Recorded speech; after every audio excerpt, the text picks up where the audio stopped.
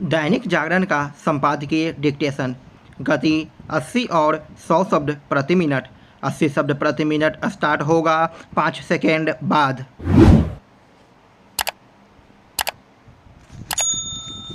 Start.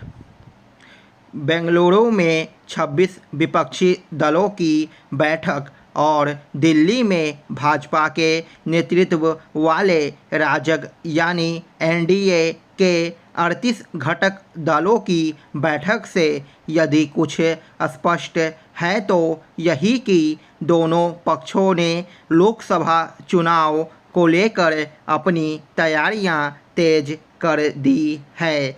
यह समय ही बताएगा कि दोनों पक्षों के साथ जो दल खड़े हुए वे लोकसभा चुनाव तक जहां हैं वहीं बने रहेंगे या नहीं, क्योंकि अपने देश में अंतिम समय तक पाला बदलने का खेल चलता रहता है। बेंगलुरु में भाजपा के खिलाफ एकजुट हुए दलों ने अपने गठबंधन का नामकरण इंडिया यानी Indian national development inclusive alliance रखा। पता नहीं यह गठबंधन यूपीए यानी संप्रग जैसा होगा या नहीं, लेकिन इस नाम से यह संदेश देने का प्रयास अवश्य किया गया है कि विपक्षी दल भारत का प्रतिनिधित्व कर रहे हैं।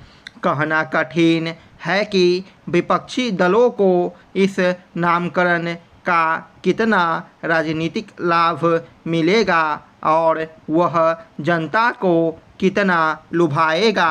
वैसे गठबंधन का नाम तय करना ही पर्याप्त नहीं, इसे कांग्रेस अध्यक्ष ने यह कहकर स्पष्ट भी किया कि इस गठबंधन की मुंबई में होने वाली अगली बैठक में एक 11 सदस्यीय समन्वय समिति बनेगी और दिल्ली में उसका एक कार्यालय भी बनेगा।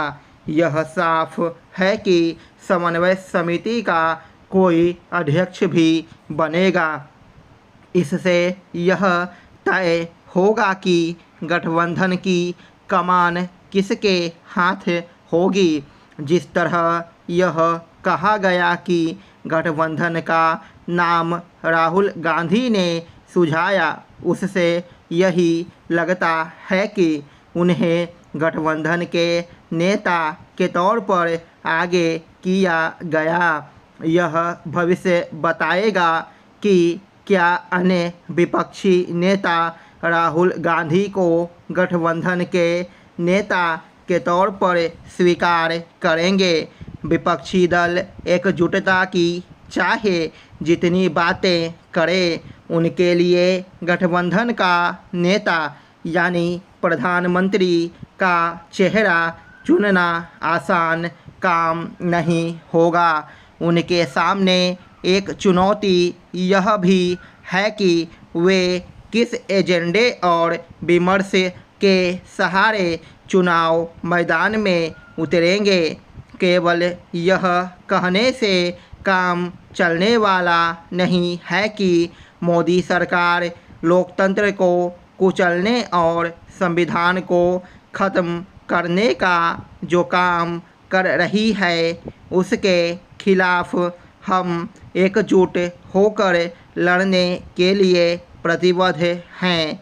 जहां विपक्ष के सामने खुद को एकजुट रखते हुए जनता का ध्यान खींचने वाले किसी वैकल्पिक एजेंडे के साथ प्रधानमंत्री के चेहरे को प्रस्तुत करने की चुनौती है, वहीं राजग के पास नरेंद्र मोदी के रूप में प्रधानमंत्री का एक लोकप्रिय चेहरा है।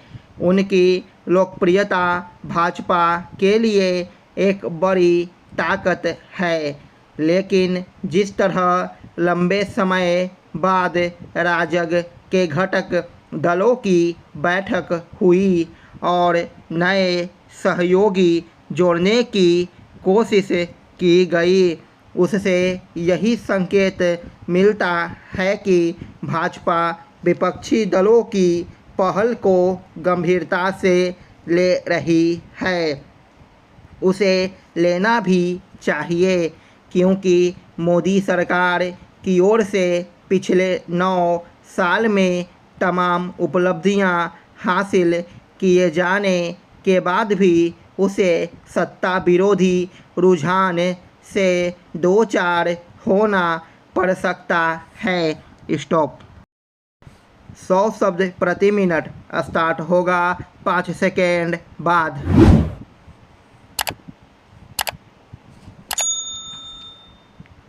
स्टार्ट।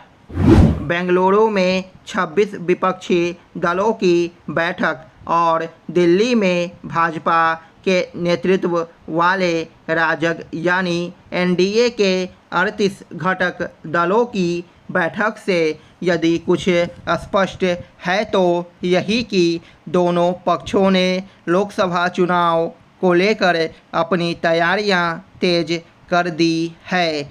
यह समय ही बताएगा कि दोनों पक्षों के साथ जो दल खड़े हुए वे लोकसभा चुनाव तक जहां हैं वहीं बने रहेंगे या नहीं, क्योंकि अपने देश में अंतिम समय तक पाला बदलने का खेल चलता रहता है। बेंगलुरु में भाजपा के खिलाफ एकजुट हुए दलों ने अपने गठबंधन का नामकरण इंडिया यानी Indian national development inclusive alliance रखा। पता नहीं यह गठबंधन यूपीए यानी संप्रग जैसा होगा या नहीं, लेकिन इस नाम से यह संदेश देने का प्रयास अवश्य किया गया है कि विपक्षी दल भारत का प्रतिनिधित्व कर रहे हैं। कहना कठिन है कि विपक्षी दलों को इस नामकरण का कितना राजनीतिक लाभ मिलेगा और वह जनता को कितना लुभाएगा। वैसे गठबंधन का नाम तय करना ही पर्याप्त नहीं, इसे कांग्रेस अध्यक्ष ने यह कहकर स्पष्ट भी किया कि इस गठबंधन की मुंबई में होने वाली अगली बैठक में एक 11 सदस्यीय समन्वय समिति बनेगी और दिल्ली में उसका एक कार्यालय भी बनेगा। यह साफ है कि समन्वय समिति का कोई अध्यक्ष भी बनेगा। इससे यह तय होगा कि गठबंधन की कमान किसके हाथ होगी।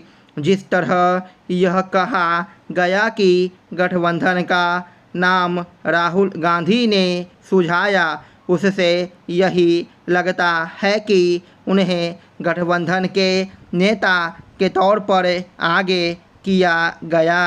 यह भविष्य बताएगा कि क्या अन्य विपक्षी नेता राहुल गांधी को गठबंधन के नेता के तौर पर स्वीकार करेंगे। विपक्षी दल एकजुटता की चाहे जितनी बातें करे, उनके लिए गठबंधन का नेता यानी प्रधानमंत्री का चेहरा चुनना आसान काम नहीं होगा। उनके सामने एक चुनौती यह भी है कि वे किस एजेंडे और विमर्श के सहारे चुनाव मैदान में उतरेंगे।